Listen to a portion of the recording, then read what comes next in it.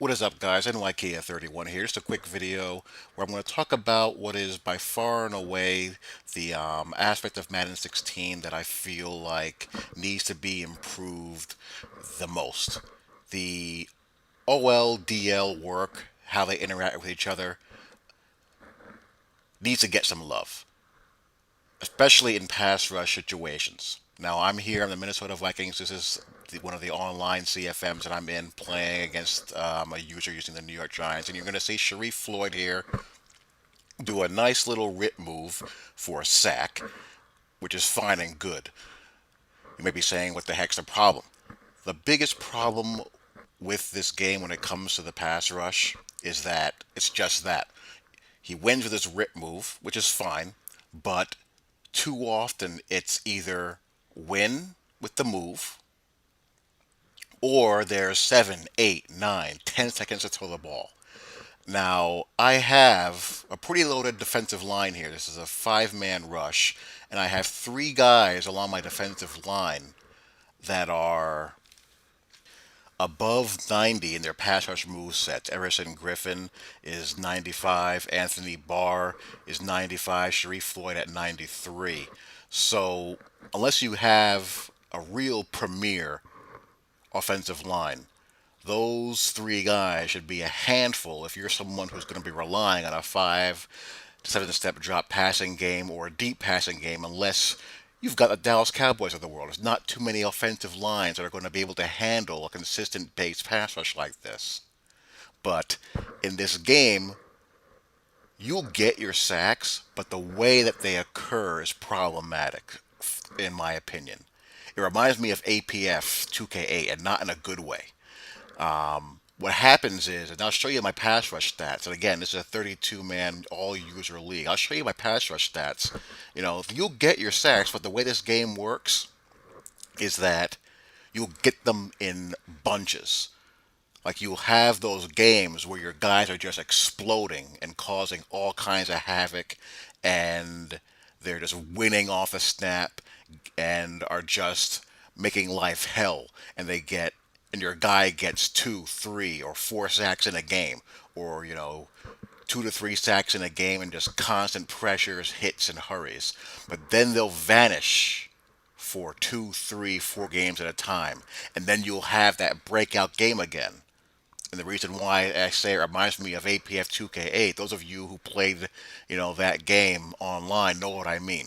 You'll have Reggie White and Deacon Jones out there, or Elvin Bethea and Dexter Manley out there, and they'll be playing, patty cake with generic offensive tackles for, 2, 3, 4 games at a time, but you'll get that game where they just break out and go nuts, and, Deacon Jones will have 4 or 5 sacks. This game is the same way. And it's really a vital part of the sport that needs to be addressed, either a patch for this year's game or for Madden 17 improving upon it. Having those elite speed rushing defensive ends getting upfield, trying to win with speed. If they can't, initiate their pass rush moves. If their move doesn't win, continue to work. Because in the real world, guys don't stay engaged for this long.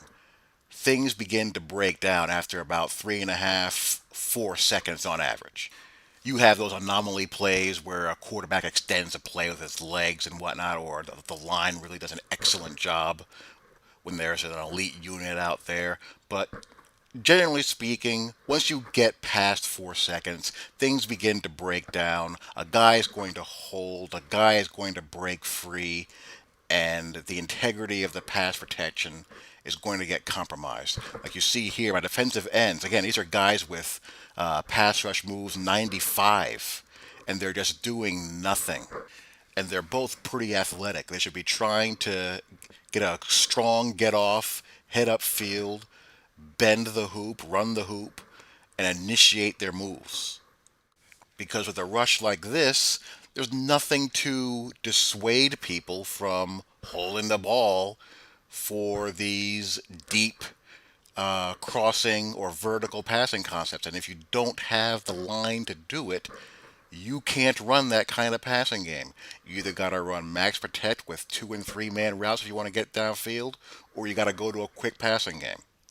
That's just the reality of football. And if they do get that right, I don't want to hear you nerds bitching about the protection. Get the ball out, check it down, max protect. Those are the things they need to be doing. I thought Madden 15 out the box had it done pretty well. But of course, what did people do? They bitched about the 4 man rush being overpowered. And it hasn't been the same since. That's why I say I don't believe people who preach sim, most of them could really handle a sim game. People like myself will be able to. But the vast majority of y'all are just barking, barking, barking, and when you get it, y'all are gonna bitch. I guarantee it. And here you'll see the sack numbers for my top guys. They'll get their numbers 10.5, 9, 7.5. And again, all versus users. You know, those are pretty respectable numbers. But you really can't get that feeling of really stressing an overmatched offensive line unless you user them yourself. There's just too much time to throw the football in general. Too much time.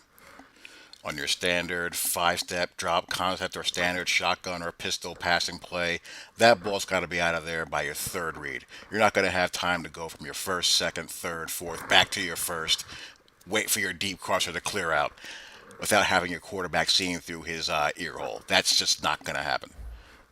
Or that shouldn't happen. So, those are my thoughts. Hope you guys enjoy. Talk to you all later. Peace.